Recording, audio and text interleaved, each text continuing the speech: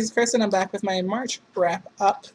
This month, I managed to sneak in 12 reads, which is surprising because I didn't feel like I read that much at all. But really, 2 of them were on the last day of March, so there was that. So yeah, I'm just gonna jump into it and tell you guys what I felt about everything that I read. Tempest by Cari Z. Tempest by Cari Z is a story that I requested. It was, again, it was an arc from that alley because it's MM romance with mermans and transformations and things like that. The story is hella brutal. Like, there's some like grotesque stuff that happens in this book, which there's a warning for in the description on Goodreads. So I was prepared going in, and I was fine with that. Just tell us your warning when thinks they're gonna pick it up because ooh, merman story. Also, these mermen are not like the Little Mermaid at all. These are very, very scary mermen. And one thing I did tell to my friend who likes transformation stories, transformation doesn't actually happen until way later in the book. The story focuses more on the character of Combe and his relationship with a guy that he's whose family he's staying with, and it's really about the build up of their relationship, their friendship, into their romance. Really well done. I thought the characters were developed really well. I really hated the love interest for a part of the book, but I really just came around for whatever reason. I didn't think I was going to, and I really, really just liked the book a lot. It was good. The romance was good. The romance was strong. The transformation made me want to look into more transformation stories. Not really the transformation into the mer creature, but the transformation back from the mer creature. I don't really understand how it worked, but I liked it. I was just like, whoa, this is crazy. So I basically want to look into transformation stories, so I know that's probably rooted from somewhere. So I really liked it. Gave it a really good rate. I don't remember exactly what. I should probably look at these things before I film these, but I did it. And also, this story has selkies in it. I don't know if you know what selkies are. Selkies are seal people. So it's like a person who transformed into a seal and transformed from a seal to a person. It was interesting. I thought it was really cool. I don't know why. I just thought it looked really cool. So there you go. This is just going to let that go out. Then I was on this Half-Bat thing, and I read the 2 novellas from the Half-Bat series. I read Half Lies and Half Truth, gave both of them good ratings. These novellas are about the character of Gabriel. We get to learn what has happened in his past in one of them, and then what happened to his sister. And we learned what he was doing up until the beginning of the book. So where we learn what he was doing in the time period right up to when Nathan meets him in the first book. Really enjoyed them. Then I moved on to the Half-White series. I love Nathan's power. I love Nathan trying to discover his power. I love where the prophecy went in that story. I just loved it. It was really good. I really need to get Half-Lost as soon as possible because I really want to read it. So yeah, I just blazed through 3 of those, and those were really, really fun reads for me, and I absolutely want Half-Lost. I'm not saying much about Half-Wild because I don't want to spoil anything because it's the second book in a trilogy, so yeah, I'm just going to say I enjoyed it a lot. Alright, next I read Beyond Magenta, Transgender Teens Speak Out. This is a book where this person went and interviewed a bunch of different transgender teens about their stories, asked them similar questions, so you hear about their stories, about how they realized they're trans, about them coming out to their family and friends about being trans, and they did that. It was a really, really good book. And it's very, very diverse. They got a very diverse set of people that they asked the questions to. I believe one person was actually intersex as well, so that was interesting. And yeah, I really, really enjoyed that book a lot, so definitely would recommend it. Right after that, I read Queer, the Ultimate Guide for LGBT Teens. This book it's basically what it sounds like it is. It's basically a guide for LGBT teens, like what are the different sexualities, how do you figure out if you are, which was a little bit of a weird section, something I thought, and it had like a coming out advice, a huge section on different coming out advice, on resources, and I thought it was a very well done book, and it was like it would be very helpful to someone, I thought, so I wrote that, so that was pretty good. Okay, at the end of the month I read Eli, Jesse, and Robin's Guide to Asexuality by R.J. Seeley. I liked the book. It's about 130 pages, really short book about these 3 teens who are asexual, one who's asexual and homoromantic, one who's asexual and heteromantic, and one who's asexual and aromantic. And it's a very, very diverse book. Eli is Portuguese, and you see his language in the book. He's gay, and his family is Jehovah's Witnesses, and I was just like, okay, this is gonna be interesting. Jesse has 2 fathers, but he has a father and his father's boyfriend who takes care of him, Patrick, and they both have HIV, and so I just thought it was a really interesting book to jump into. I just wished it was a bit longer, and the only reason I say that is because there's 3 characters and 130 pages. Each of them has kind of a separate story, even though they're connected, and I think they did not each get enough time dedicated to their story. like one character got more time dedicated to story than the other two, and I thought the other two stories were very intriguing and could have their own book, honestly. So that's the only thing I thought about. So that was a negative. I thought it was really good though. There is some spelling stuff, but whatever, it's fine. In February, I read The Shakespeare Series. This month, I read Shakespeare Scribe and Shakespeare Spy.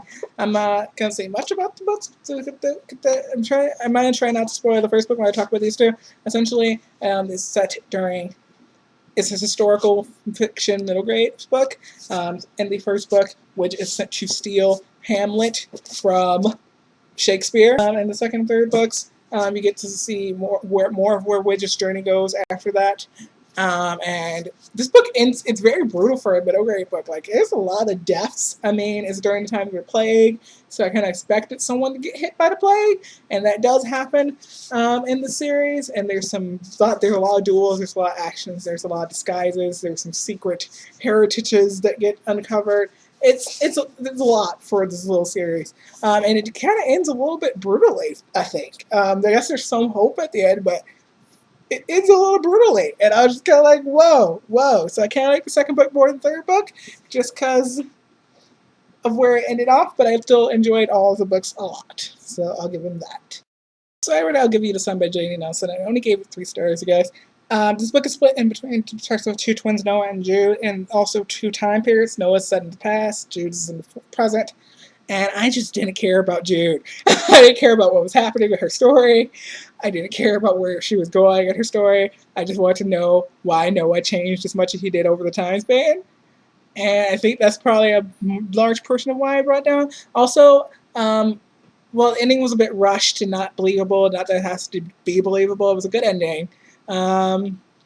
I think it's because Noah was just so relatable to me. His whole situation when he was younger was very relatable to me, and I was just feeling a lot for Noah and seeing the hurt that happened to him and how much he changes was a bit rough. So yeah, it was a bit rough for me. I was very emotionally attached to Noah, and I just wanted him to be okay through most of it.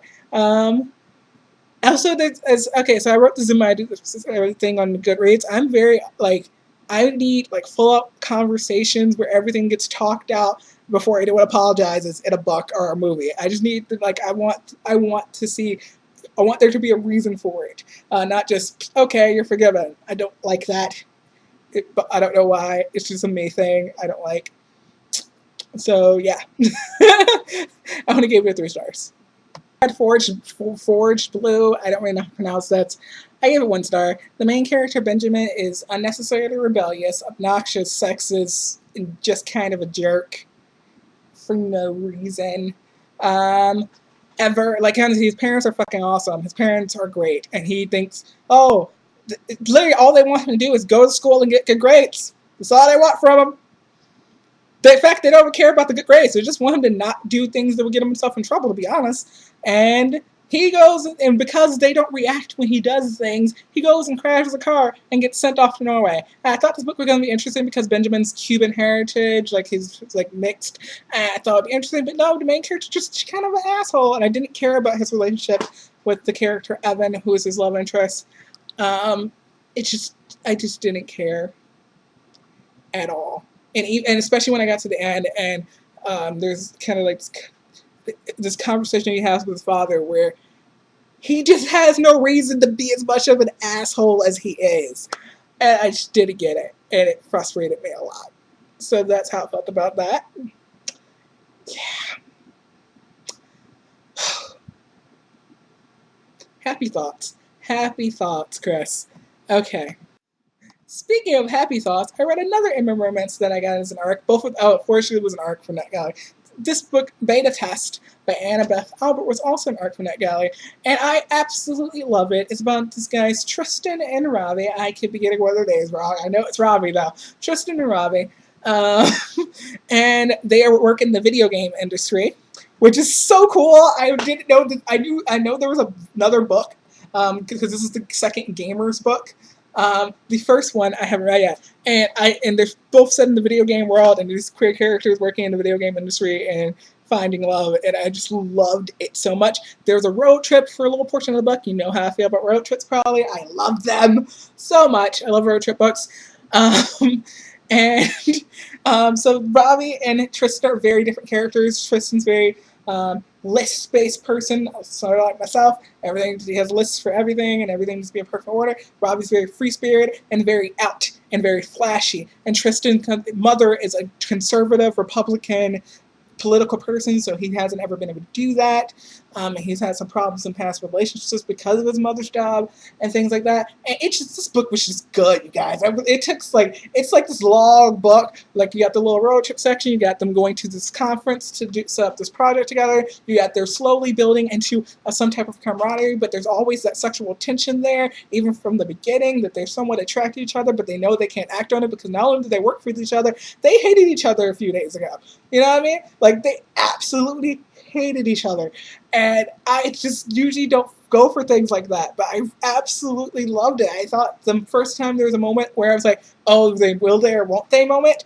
I'm just so hooked on the two characters in their story. There's a lot of things with Robbie's culture. Robbie is Hindu, I want to say. Yeah, Robbie's Hindu, and as they're doing this road trip, they go through some kind of small towns and have some trouble there because of people racially profiling him. And oh my god, I was just like, okay, this is like making me bad, but this happens. It totally happens.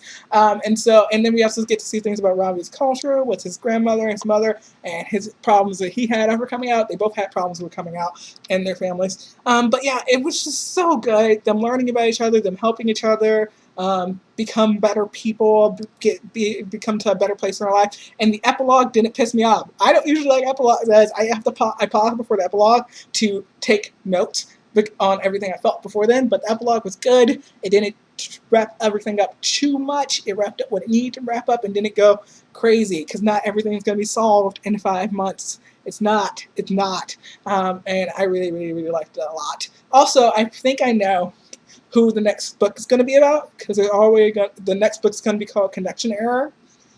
And there was a character in this book that we see a couple of times, and he's single. And I'm just wondering if he's going to be the focus of the next book at all. I wouldn't be surprised at all, and I think it'll be really interesting because he's more naive than these two characters. And I need to go ahead and read the first book in the series as soon as possible. I actually already bought it.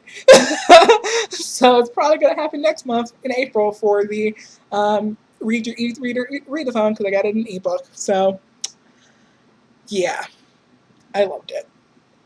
I'm sorry, that was probably a bit much, but it was fantastic. I gave it 5 stars, and whoa. Just actually, I think it's my favorite Emma romance of the year so far, which is a big thing to say, but I think it is. I really do. I think it is. So yeah, leave it at that. Leaving it at that, because you guys probably heard me talking too much already. Okay, that's it for this video. That is it for my wrap up for March.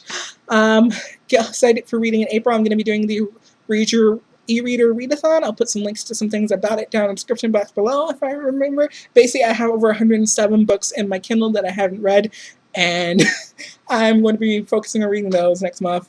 Sorry, books on my shelf that I haven't read. I'm going to be focusing on my e-reader for that. And I'm also going to be doing Camp NaNoWriMo, which if you're doing Camp NaNoWriMo, you should let me know. I might do I have to do a writing update soon because of my quarterly writing goals. I sucked at them, but I'm going to start another quarterly writing goal set, you guys, and it's going to be a lot better. So yeah, I'll see you all in my next video. If you subscribe, which you totally should if you haven't subscribed right now, and also like this video, and you'll see me rambling about more things in the future, because that's what I do. Love you all, and I'll see you all next time. Bye.